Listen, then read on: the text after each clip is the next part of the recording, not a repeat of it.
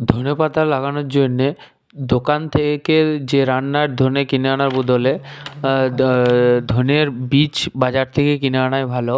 এতে অনেক ভালো গাছ বের হয়। তো এই ধনেগুলো গোটা থাকে, সেইগুলিকে প্রথমে আমাদের ভেঙে নিতে হবে।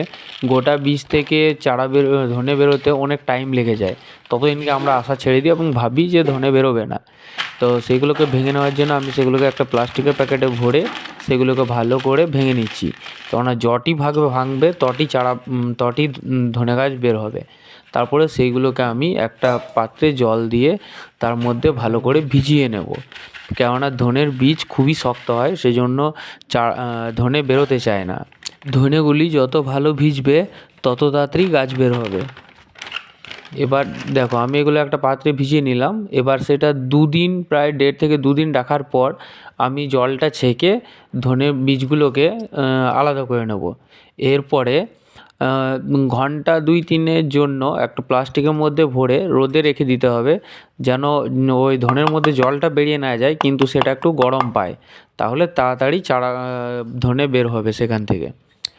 আর ধনে চাষ করার আরেকটা জিনিস, সবচেয়ে দরকারি জিনিস হচ্ছে যত সম্ভব জল দিতে হবে। যত জল দেবে তত তাড়াতাড়ি ধনে বেরোবে। 100% এইভাবে তোমরা লাগিয়ে দেখো, ধনে বেরোবেই। গাছ বেরোনোর জন্য বীজ ফেলার পর 1 সপ্তাহ পর্যন্ত টাইম লাগে। ততদিন কিন্তু জলটি কন্টিনিউ দিতে হবে।